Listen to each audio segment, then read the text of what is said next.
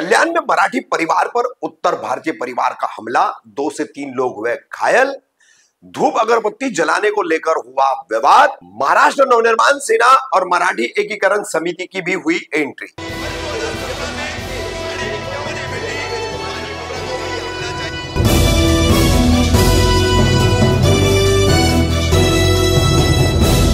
मैं रफीक कामदार, हिंदुस्तानी रिपोर्टर में आपका स्वागत है। मुंबई के और मुंबई से सटे ठाणे के कई जगहों पर अक्सर गुजराती वर्सेस मराठी या फिर परप्रांतीय वर्सेस मराठी ऐसे विवाद देखने मिलते हैं। पहले इसका उच्चारण होता था मराठी वर्सेस गुजराती और मराठी वर्सेस परप्रांतीय, मगर अब स्थिति कुछ उल्टी हो गई है। अब यहां पर हम आपको बुधवार 18 दिसंबर को कल्याण पश्चिम में Ajmera Heights number 1 Ajmera Heights 1 नामक ये सोसाइटी है और इस सोसाइटी में एक पहले विवाद हुआ। एक उत्तर भारतीय परिवार और एक मराठी परिवार, इनके बीच में विवाद होता है। लता कवड़ीकुट्टे इनका परिवार है और उनके करीब में अखिलेश शुक्ला का परिवार है। बताया जाता है कि अखिलेश शुक्ला जो है मंत्रालय में शायद काम करते हैं, तो उनको और उनके परिवार को उसका कुछ ज्यादा ही अभिमान या गुरूर है और उसकी वो धमकी भी इस मामले में दे रहे हैं, ऐसा कहा जा रहा है। बहरहाल, तो अखिलेश शुक्ला और लता कवड़ीकुट्टे परिवार धूप अगरबत्ती जलाने को लेकर विवाद होता है। अखिलेश की पत्नी द्वारा ये धूप अगरबत्ती जलाई जाती है, उससे होने वाली तकलीफ के कारण लता नाम की वृद्ध महिला जब कहती है तो ये विवाद होता है। इसी विवाद के दौरान जो है ऐसा आरोप है कि अखिलेश शुक्ला तमाम मराठियों को यहां पर अपशब्दों का इस्तेमाल करता है और कई तरह से जो है गलत और आपत्तिजनक बातें करता है। तो इस पर पड़ोस में ही रहने वाला एक और मराठी परिवार, देशमुख परिवार, इस परिवार के धीरज देशमुख आकर के उन्हें समझाते हैं कि आप सब मराठियों को गलत मत बोलिए, गालियां मत दीजिए, आपका और काकू का यानी चाची का जो झगड़ा है वो आप आपस में सुलझाइए। उसी दौरान उनका भाई अभिजीत भी आता है और फिर वो समझा बुझा करके लता कवड़ीकुट्टे को घर भेजते हैं, अखिलेश शुक्ला को भी घर भेजते हैं, घर आ जाते हैं खुद के। फिर कुछ देर बाद रात लगभग 7:30 से 8 बजे के दरमियान में अखिलेश शुक्ला द्वारा बाहर से लोगों को बुलाया जाता है। फिर वो सोसाइटी परिसर में आते हैं और देशमुख परिवार पर हमला करते हैं, जिसमें अभिजीत देशमुख के सर पर धारदार हथियार से वार होने का दावा किया जा रहा है। किस तरह से सोसाइटी में ये मारपीट हुई है, हमला हुआ है देशमुख परिवार पर, उसका पूरा सीसीटीवी फुटेज सामने आया, वो भी हम आपको दिखा रहे हैं। अब इस हमले को लेकर के खुद देशमुख परिवार के जो धीरज देशमुख है उन्होंने क्या जानकारी दी, फिर जिस कवड़ीकुट्टे परिवार का ये पूरा शुरुआती झगड़ा हुआ था धूप अगरबत्ती को लेकर, उसके धुएं को लेकर, तो उस परिवार का विजय क्या कह रहा है, ये सब सुनिए। और अब इस पूरे मामले में पुलिस द्वारा कोई ठोस कार्रवाई नहीं की गई है, अपराध दर्ज किए गए, दोनों पक्षों की शिकायत ली गई है, क्रॉस केस बनाया गया है, मगर कार्रवाई जो है नहीं हुई है क्योंकि देशमुख परिवार साफ तौर पर गंभीर रूप से घायल दिख रहा है।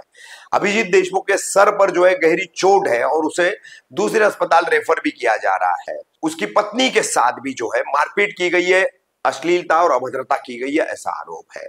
अब इन सब बातों को लेकर महाराष्ट्र नवनिर्माण सेना के स्थानीय पदाधिकारी, मराठी एकीकरण समिति के स्थानीय पदाधिकारी इस पूरे मामले में कूद चुके हैं।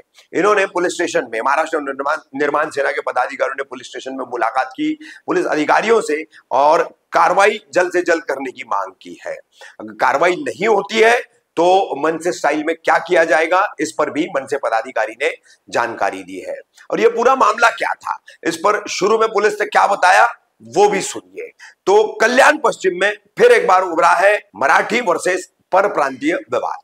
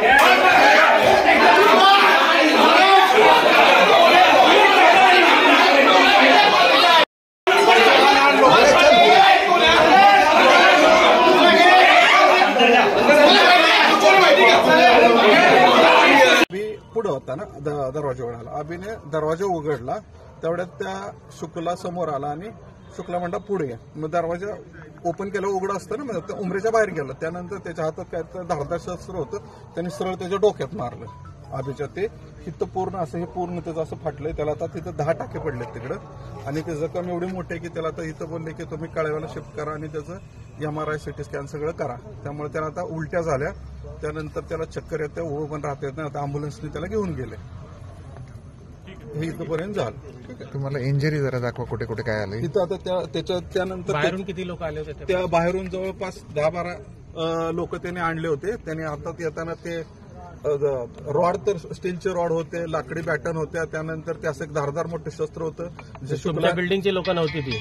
नाही, ते आमच्या बिल्डिंगची लोक नव्हती. शुक्ला त्या लोकांना घेऊन आला होता. शुक्लाची बाईक होती.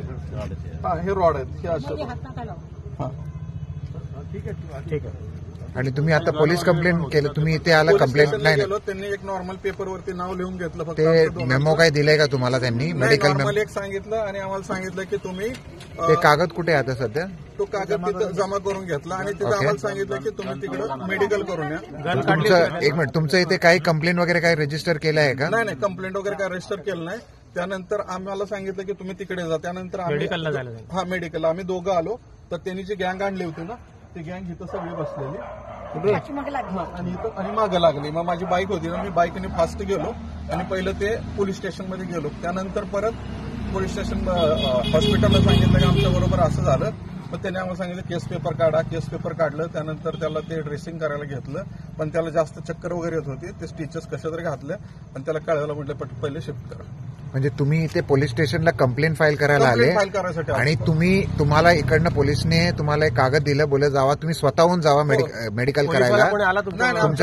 पण तुम्ही इकडनं जाताना तुमच्या मागे ते जो लोक ज्यांनी तुमच्यावरती हल्ला केला, ज्यांनी तुमच्यावरती हल्ला केला ते परत तुमच्या मागे लागले आणि परत तुमच्यावरती हल्ला करण्याचा प्रयत्न केला. पण आम्ही बालकृष्ण कवळीकट्टे, मी अजमेर हाईट्स 1 मध्ये राहतो. तर रात्री मी घरी गेल्यावर फ्रेश होऊन बसलो होतो. तर त्या माणसाने घरातून त्या लोकांना त्याची रूम दाखवली आणि रूम दाखवल्यावरती ती पोरं बाहेर आली आणि सायकल उचलून त्याच्या दरवाजात आपटली. मग मी बाहेर आलो काय झालं म्हणून बघायला. तर त्यांनी जेव्हा तो समोरचा माणूस बाहेर आला तर त्यांनी डायरेक्ट मारायला घेतला. हे 7-8 जण आली, त्याला डायरेक्ट रॉड मारायला लागली. मग त्याच्यामध्ये मी आडवायला गेलो तर त्यांनी मला पण मारहाण केली आणि बाजूला ढकलून दिलं. तर त्याच्यामध्ये त्यांनी आमचे जे लेडीज लोक आहेत त्यांना मारहाण केली, सगळ्यांना मारहाण केली आणि त्याच्यामध्ये शिव्या पण दिल्या. मराठी माणसं भिकारी आहेत असं, मारा त्यांना, अजून मारा मराठी माणसांना, अशा त्यांनी शिव्या पण दिल्या त्या लोकांनी. एवढ्या घाण शिव्या दिल्या या लोकांनी मारता.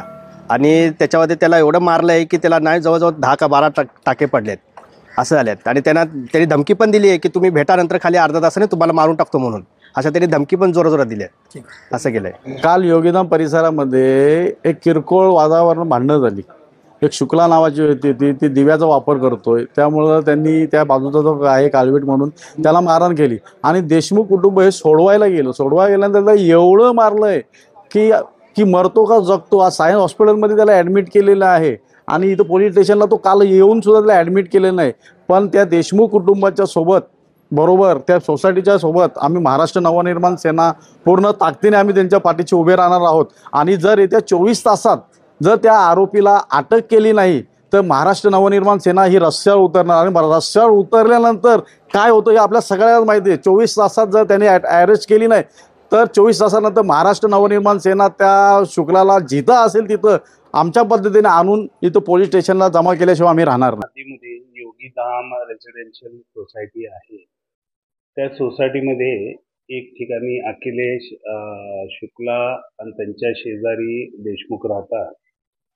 उदबत्तीचं जे धूप आहे, धूप लावण्यावरून धूर एकमेकाच्या घरात जाते म्हणून दोघे एकमेकाला शिवीगाळ केले, मारहाण केलेली आहे.